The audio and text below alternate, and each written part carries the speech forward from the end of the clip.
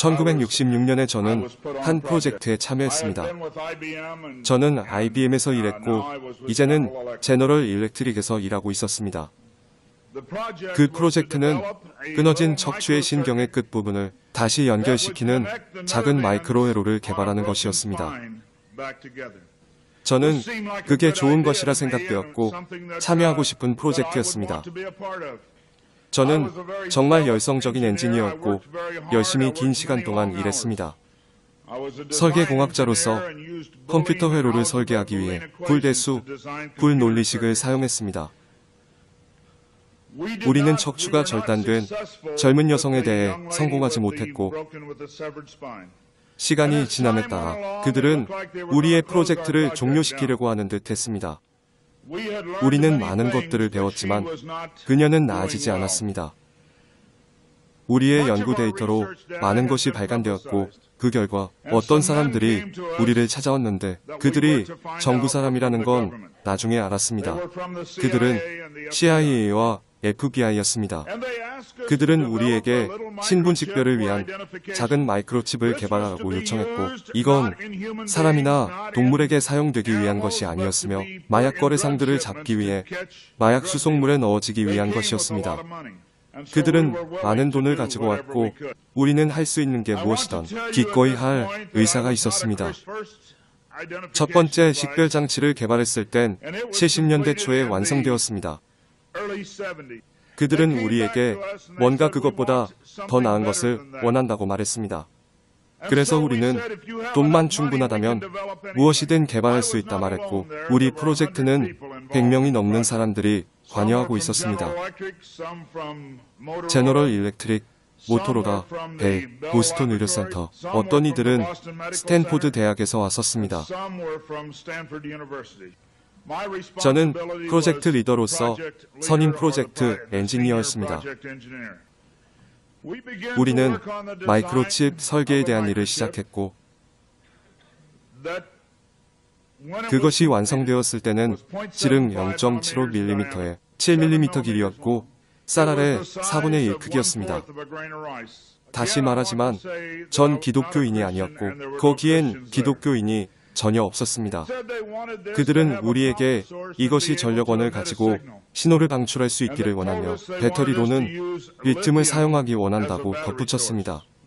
리튬은 시계 배터리와 심장박동 조율기 등 많은 곳에 사용됩니다.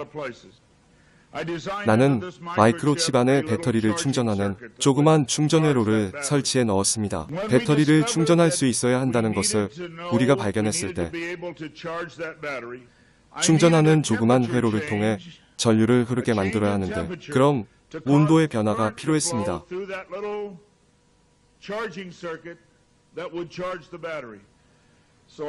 그래서 우리는 몸의 어느 부분에서 온도가 가장 급격하게 변하는지를 알아내기 위해 조사를 시작했습니다. 마이크로칩의 이상적인 곳이 몸의 두 군데가 있다는 결론이 나왔습니다. 하나는 모든 어머니들이 아이의 체온을 체크하는 헤어라인 바로 밑 이마입니다. 그러므로 우리가 어머니들에게 $100만 주고 힘든 연구를 피할 수도 있었을 것입니다. 발목에서 열을 재는 걸 본 적이 없고 항상 이마에서 재기 때문입니다. 다른 한 곳은 손인데 그 중에 오른손이 선호되었습니다. 대부분 오른손잡이이기 때문입니다. 이건 그 누구에게도 문제가 되지 않았고 사람들이 이마를 원하지 않으니 손은 좋은 곳인 것 같았습니다. 그렇게 모든 것이 완료되고 마이크로칩이 완성되었습니다. 뉴스 매체는 이것이 좋은 것이라고 이야기하며 이것을 가지고 있는 것이 여러분께 좋은 일이라고 말할 것입니다. 신용카드와 새로운 스마트카드는 도난당하거나 분실되거나 위조될 수 있습니다.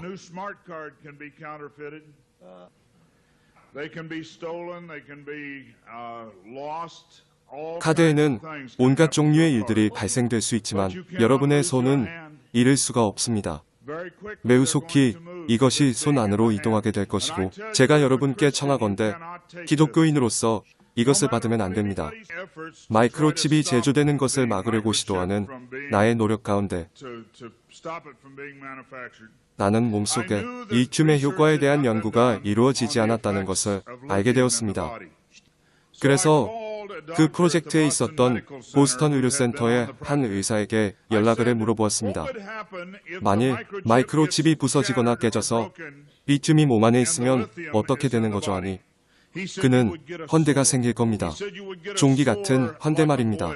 라고 대답했습니다. 저는 어떤 종류의 종기 같은 헌대요?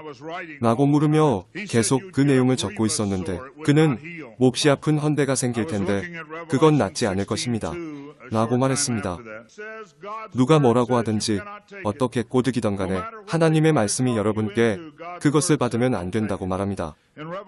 요한계시록 14장 9절에 셋째 천사가 그들을 뒤따르며 큰 음성으로 이르되 만일 누구든지 그 짐승과 그의 형상에게 경배하고 자기 이마 안에나 손 안에 그의 표를 받으면 그 사람은 하나님의 진노의 포도즙 곧 그분의 경노의 잔에 섞인 것이 없이 부은 포도즙을 마시리라. 그가 거룩한 천사들 앞과 어린 양 앞에서 불과 유황으로 고통을 받으리니 그들의 고통의 연기가 영원 무궁토록 올라가리로다. 짐승과 그의 형상에게 경배하는 자들과 그의 이름의 표를 받는 자는 누구든지 밤이나 낮이나 안식을 얻지 못하리라. 여기에 성도들의 인내가 있나니 곧 여기에 하나님의 명령들과 예수님의 믿음을 지키는 자들이 있느니라 하더라. 라고 쓰여 있습니다. 이것은 매우 단순합니다. 하나님의 말씀이 그것을 받지 말라고 합니다.